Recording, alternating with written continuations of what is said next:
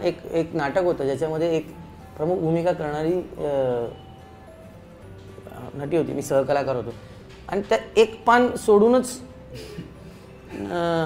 त्या पुढे गेल्या आणि मी म्हटलं की काय झालं आणि संवाद सुरूच आहेत आणि मला दिसायला लागलं की असं नाही होऊ शकत, त्याचं एक काहीतरी कारण मीमांसा आहे त्या पुढच्या सीनला जायला. त्या गेल्या पुढच्या सीनला. मी म्हटलं एक मिनिट कदाचित तुला असं म्हणायचं असेल आणि त्यांच्या लक्षात आलं की काहीतरी घोळ झाला आहे.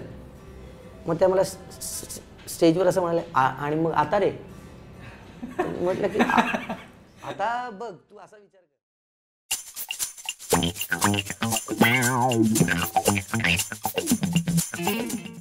तसाच पुढचा जो तुझ्या म्हणजे तुकाराम ऍक्च्युली आधी आले आणि तसाच नंतर तू बाजी केलास, मग ते कुठे जनरलाइज होत गेलं का की तू विलनचं पात्र आताच कर की नाही? याच्यामधलं तुम्ही एक गाळताय. त्याच्यानंतर मी एक भारतीय नावाचा चित्रपट केला होता, त्याच्यामध्ये एक बथ्थट डोक्याच्या मुलाचं काम होतं, कॉमेडी होतं ते. हां म्हणजे ते कॉमेडी होते, त्याच्यामुळे तो कॉमेडी करत नाही, ते बथ्थट डोक्याचं होतं. त्यामुळे ते पण पुन्हा त्याच्यात हिरो सुबोध भावे होता, पण ते पात्र इंटरेस्टिंग वाटलं, मजेशीर वाटलं ते पात्र आणि कुलदीप पवार यांच्यासोबत काम करण्याची संधी मिळाली.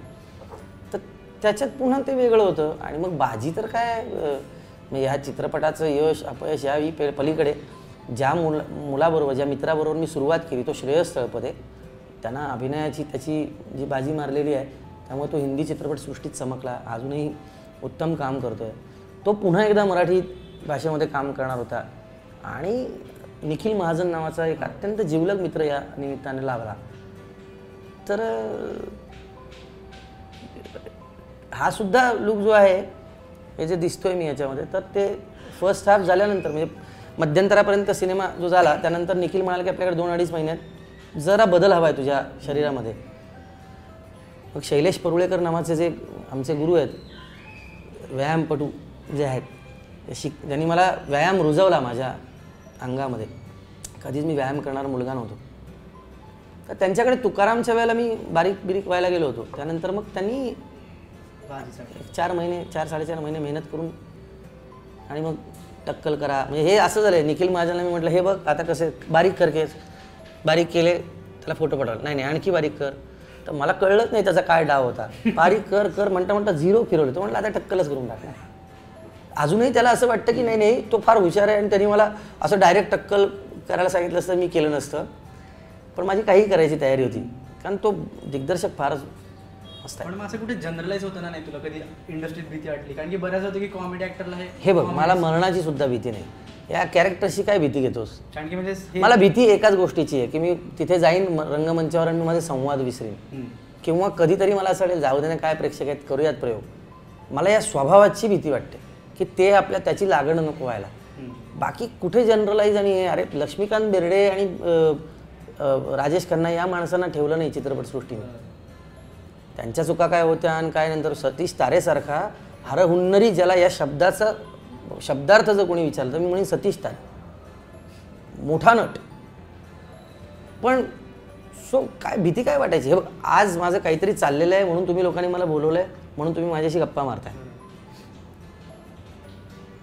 आज असे अनेक कलाकार आहेत जे कामही करत नाहीत. त्यांची मुलाखत घेतो का आपण? नाही घेत.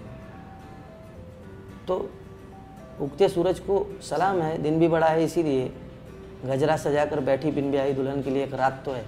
रात्र आपली असते, आपण आपले असतो, आई वडील आपले असतात, काही मोजकी मित्रमंडळी आपली असतात, झाडं आपली असतात, पक्षी आपले असतात, प्राणी कुत्री मांजरं हे आपली असतात, गाई गुरंढोरं ती नाही बदलत.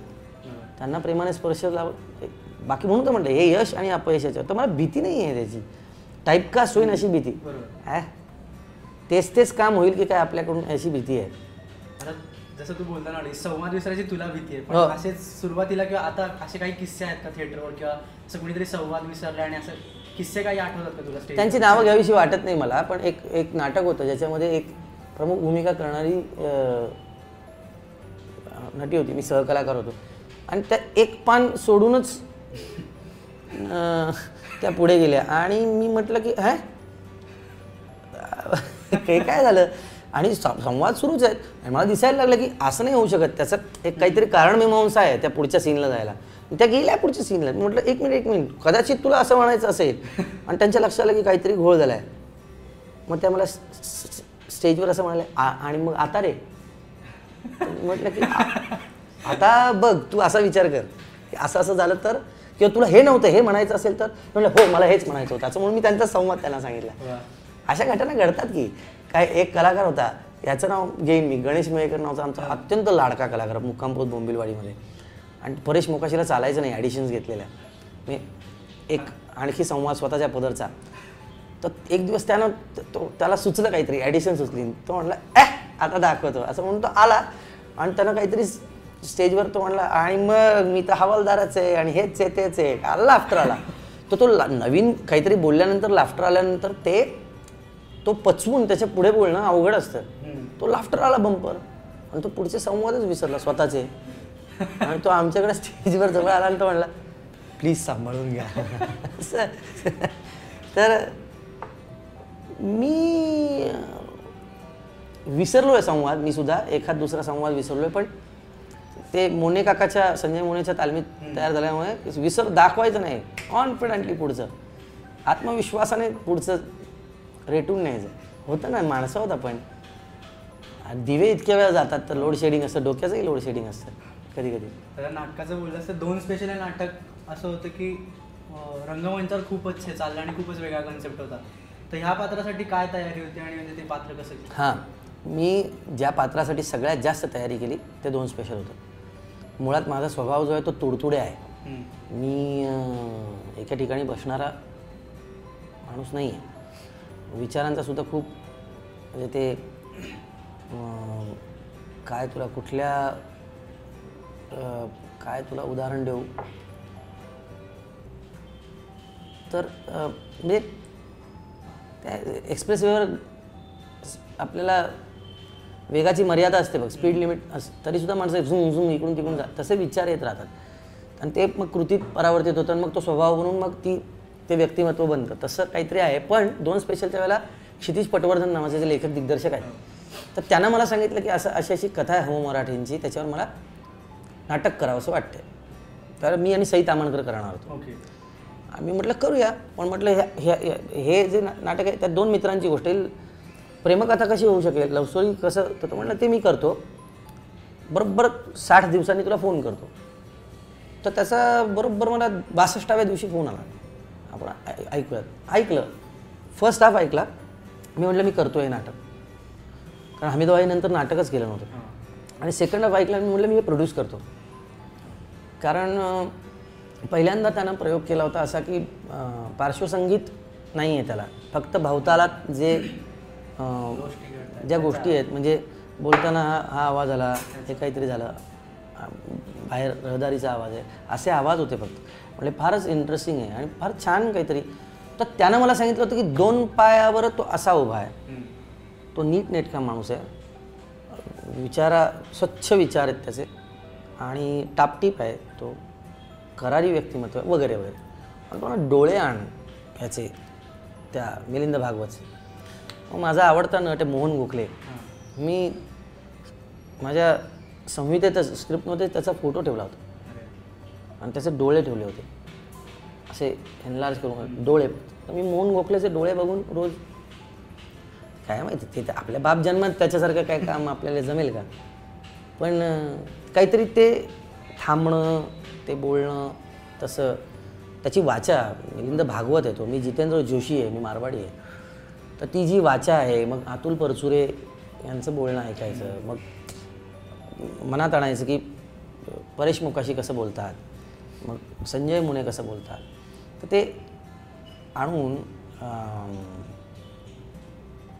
ते मग झालं ते काय. तुला ते कम्प्लिटली कॉन्ट्रास्ट कॅरेक्टर वाटलं का मूळ स्वभावापासून? नाही, त्यातला काही स्वभाव माझा आहे त्याचा आणि माझा काही गोष्टी आहेत त्याच्या माझ्या, नाही का. त्याचं आणि माझं काहीतरी आहे साम्य. फक्त एक आहे की तो त्याचा उद्वेग जो आहे तो उद्वेग व्यक्त करताना तो संयमानं व्यक्त करतो. मी तितका संयमी माणूस नव्हे, म्हणून ते अशी पात्र आहे बघ ना. आता कलाकाराची ही पण एक मजा आहे ना की बाजीतलं पात्र जे होतं किंवा दुनियादारीतलं होतं कोण असं करेल मेवणे मेवणे मेवणे, ते आपल्या करायला मिळून जातं त्याच्यामध्ये. कधीतरी कुणाचा खून करायला मिळतो, कधीतरी कुणावर प्रेम करायला मिळतो, एवढ्या विविध हिरोईन्सवर प्रेम करायला मिळतं. कधीतरी पटकन तुम्ही माळी होता, गरीब होता, कधी काय बरंच काय काय असतं, तुकाराम, तर ते करायला मिळतं, तीच मजा आहे. आणि आता जे की खूप व्हायरल झालेलं कॅरेक्टर काटेकर, तर तो काटेकर हे पात्र म्हणजे इतकं व्हायरल झालं की म्हणजे to be honest Saif Ali खानचं जे सरताजचं कॅरेक्टर नवाचं गायतोंडाचं कॅरेक्टर आहे, जेवढं व्हायरल झालं नाही तेवढं काटेकरचं वेळ झालेलं आहे. इथेच थांबवतो. कसं आहे, मला घेऊन जर केली असती एक सिरीज, आजही करून पहा, कोण बघेल त्याला? काही माझं जे प्रेक्षक असतील ते नक्की बघतील, बरोबर आहे. जर का अनुराग कश्यप आणि विक्रमादित्य मोटवानी या 2 लोकांनी ते केलं नसतं तर इतक्या लोकांनी बघितलं असतं का? बरं, आपण एक टप्पे आहेत त्याचे. नेटफ्लिक्सनं ठरवलं की भारतात एक सिरीज द्यायची आहे. कोण आहे भारतात वेगळं काम करणारं? अनुराग कश्यप आणि विक्रमादित्य मोटवानी म्हणजेच फॅन्टम यांच्याकडे काम आलं. फॅन्टमनं केलं म्हणून त्यात सैफ अली खान यांनी होकार दिला. बरं, त्यातही पण विक्रमचंद्रांची गाजलेली कादंबरी आहे, ती यांना दिली, त्यामुळे अच्छा चांगलं कॅरेक्टर म्हणून सैफ अली खान आले. त्यानंतर नवाजुद्दीन सिद्दीकी आले, राधिका आपटे आल्या, हे लोक आले. या लोकांनी होकार दिला, या लोकांनी काम केलं म्हणून बघायला आलेली माणसं मग आता त्यांना काटेकर आवडतो. आलं लक्षात? त्यामुळे यांच्याकडनं श्रेय अजिबात हिरावून घ्यायचं नाही. मुद्दा असा आहे की आपल्याला आपलं कळलं पाहिजे की जरी आपण खूप प्रसिद्ध झालेलो असलो तरी आपल्या, म्हणजे उदाहरणार्थ मला एक सांग, कोणीतरी 6 माळ्याची बिल्डिंग बांधून गेलेलं आहे, त्या इमारतीला तुला पटकन कोणीतरी बाळा जाता आता मी ही इमारत तुझ्या नावावर करून जातो असं म्हणून तू 7वा मजला चढवला आणि त्या टेरेसवर उभं राहून तू हे म्हणशील का ही इमारत मीच बांधली म्हणून? नाही, तू 7वा मजला चढवला, टेरेसवर उभा आहेस, टेरेसवरनं छान दृश्य दिसतंय म्हणून तुला असं वाटलं की बुवा नाही, ते विसरायचं नाही 6 मजले कोणी बांधलेले आहेत. तर हरकत नाही. प्रसिद्ध नाही आहे का कॅरेक्टर? आहे, नक्की प्रसिद्ध आहे, खूप प्रेम मिळत आहे, परंतु अनेक लोकांचे कष्ट आणि अनेक लोकांची नावं असतात म्हणून ते असतं. आता सैफ अली खान नावाची व्यक्ती इतका मोठा तो स्टार आहे, प्रतिथयश माणूस आहे, सिनेमासृष्टीमध्ये सुद्धा स्वतःच्या वैयक्तिक आयुष्यात सुद्धा नवाब आहे. त्या माणसानं तिथे सेटवर असताना मी जे काही सीन्स केले, जे काही मी इम्प्रोव्हायझेशन केलं, तू नीट बघितलं, कुठल्याही अभिनेत्याला, मग ते विनोदी काम असो, गंभीर पद्धतीचं काम असो, कुठल्याही क्रियेला जर प्रतिक्रिया नसेल, न्यूटनचाच नियम आहे रे, 3rd law, every action has equal and opposite reaction. जर ती रिॲक्शन त्या माणसाने मला दिली नसती किंवा त्याच्या क्रियेला मी दिली नसती तर ते झालंच नसतं. प्रशांत दामले यांचा 4 दिवस प्रेमाचे बघत असताना तिथे अरुण नलावडे नसतील तर प्रशांत दामले यांच्या कामाला तेवढा अर्थ उरत नाही. आणखी सोप्या भाषेत सांगतो, सचिन तेंडुलकर यांनी सेंचुरीज केल्या, बरोबर? किती सेंचुरीज केल्या त्यांनी? टोटल 100 झालं. टोटल 100. या 100 सेंचुरीजमध्ये समोरून पळणारा, म्हणजे इथून सचिन तेंडुलकर इथून धाव घेतल्यानंतर इथून पळणारा द्रविड तरी होता, हरभजन तरी होता, लक्ष्मण तरी होता, तेव्हा अझरुद्दीन तरी होता. हे अझरुद्दीन, लक्ष्मण, द्रविड जे स्वतः खूप चांगले खेळाडू आहेत, त्यांच्या नावावर काहीतरी आहे, ते नसते तर सचिनच्या सेंचुरी झाल्या असत्या का?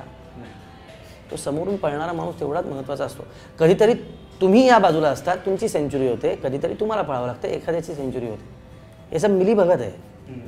तर तेच की आता ही 20 वर्षाची जर्नी, म्हणजे 20 वर्षाचा आधीचा जितो आणि आजपर्यंत पोहोचण्याचा जो स्ट्रगल आहे, तो आता आपण एका नवीन झी5च्या सिरीज टाइम प्लीज, तिथे पण एक जे अरे काहीतरी नाटक आलं, ते मी केलं, ते छान होतं. होमी वाडिया नावाचे आमचे एक जुने मित्र आहेत, जे खूप वयाने मोठे आहेत माझ्यापेक्षा, तर ते खरं तर आधीच झालं होतं, 1 वर्षभरापूर्वी केलं. हां, पण रिसेंटली त्याचा ट्रेलर आउट झाला आणि आता आउट होते फायनली झी5वर. आणि तिथे पण आम्ही एक जितू असं पाहतो जो स्ट्रगलिंग आहे आणि जो वेगवेगळे ऑडिशन्स देतो आणि त्याला ऍक्टिंग करायचे, बाबू मिशाय किंवा बच्चनच करतोय मध्ये. तर त्या सिरीज बद्दल काय सांगशील? काय आनंद होता त्या सिरीजमध्ये. काय हे बघ, कुठे ना कुठेतरी प्रत्येक कलाकार त्या एका काळातून गेलेला असतो. प्रत्येकाला वाटतं अरे मला हे नाव पाहिजे, मला हे येते, मला ते येते, ते येते, मला काम का मिळत नाही, प्रत्येकाला वाटतं. आणि फक्त त्याच वेळेला नाही जात माणूस. अमिताभ बच्चनसारख्या व्यक्तीला 2दा जावं लागलं या टप्प्यातून, सुरुवातीच्या काळात आणि नंतर मग एकानंतर एक सिनेमे पडत गेले आणि मग कामच नव्हतं, त्या काळातही जावं लागलं. अमिताभ बच्चनला नाही चुकलं स्ट्रगल तर आपल्याला काय चुकणार आहे? ही लिटरली एक सायकल पाहायला मिळाली की आज परत असं एक पात्र करत होतं की स्ट्रगलिंग ॲक्टर्स वगैरे आहे आणि ते खूप छान वाटतं आणि एक वेगळ्या पद्धतीचा जितू आम्हाला परत पाहायला मिळतं असं आहे. काय किती वेगळं आहे ते मला माहीत नाही, पण मला ते नटांचे मी आवाज वगैरे पूर्वी काढत असे तर ती जी खुमखुमी होती ती त्यात बाहेर काढता आली. राहून राहून तू प्रत्येक मुलाखतीत का असं नाही किंवा जिथे जिथे आहे एक असं आहे की तुला इनर सॅटिस्फॅक्शन ते लिखाणातून किंवा कवितेतूनच मिळतं. हो हो. तर ती शेवटची कविता कुठली आहे तुझ्या फोन? माझ्या किंवा दुसऱ्यांच्या लिखाणातनं पण मला मिळतं. तेच वाचनातून दुसऱ्या. तुला कोणाची हवी? माझी? हो. म्हणून मी मुलाखती देत नाही, सगळ्या कविता संपतील.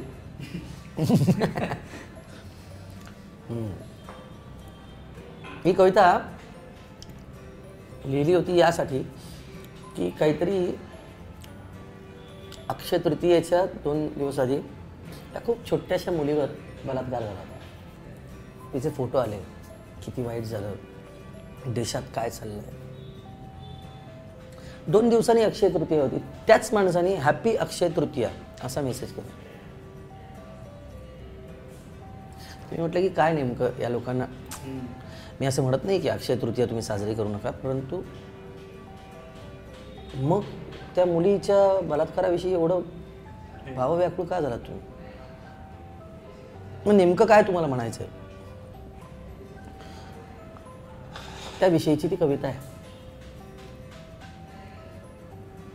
त्याच्या देशातल्या सर्व सण समारंभांच्या 3.5 मुहूर्तांच्या वैयक्तिक सामाजिक उत्सवांच्या आड येणाऱ्या त्याच्या देशातल्या सर्व सण समारंभांच्या 3.5 मुहूर्तांच्या वैयक्तिक सामाजिक उत्सवांच्या आड येणाऱ्या बलात्कार, जाळपोळ, धार्मिक दंगली इत्यादी सर्व घटनांचा त्याने बहिष्कार केला आणि नुकत्याच जन्मलेल्या स्वतःच्या लहान लेकीसाठी पिस्तूल आणायला घराबाहेर पडला. बरीच वर्ष लोटली, तो परतलाच नाही. बरीच वर्ष लोटली, तो परतलाच नाही. दरम्यानच्या काळात दंगली झाल्या, म्हाताऱ्या, तरण्या, कोवळ्या, तान्ह्या, पोरी लुटल्या गेल्या. 3.5 मुहूर्ताला घराबाहेर प्रत्येकाच्या ओळखीच्या रक्ताचा सडा शिंपडला गेला. झेंडा मोठा झाला, जो तो वाटला गेला, बाटला गेला, आपापल्या झेंड्यानुसार, आपापल्या जातीनुसार. आता त्या देशात जोमाने साजरे होतात कित्येक उत्सव. धुरळा उडतो दररोज. उत्सवात नाचणाऱ्यांच्या पायाखाली सावली असते महापुरुषांची, ग्रंथांची. त्याला तुडवत बडवत नगारे, भोंगे, ताशा घेत व्हिडिओ पाहत तमाशा. उत्सवांच्या देशात दागिने विकले जातात ब्रेकिंग न्यूजचे. त्याच्या वाट पाहणाऱ्या लेकीवर 4थ्यांदा बलात्कार झाल्याने तिच्या जिभेला धार आल्यामुळे ती छाटून टाकली आहे. त्याच्या वाट पाहणाऱ्या लेकीवर 4थ्यांदा बलात्कार झाल्याने तिच्या जिभेला धार आल्यामुळे ती छाटून टाकली आहे आणि तरीसुद्धा ती वाट पाहत बसली आहे आपल्या बापाची, जो पिस्तूल घेऊन एका उत्सवाच्या मिरवणुकीत शिरला आहे आणि बेहोश होऊन नाचत राहिला आहे. कित्येक वर्ष तो हरवला आहे. थांबूयात. तर आमच्याकडून एक छोटंसं गिफ्ट आहे तुझ्यासाठी. आणखी ह्याच्या व्यतिरिक्त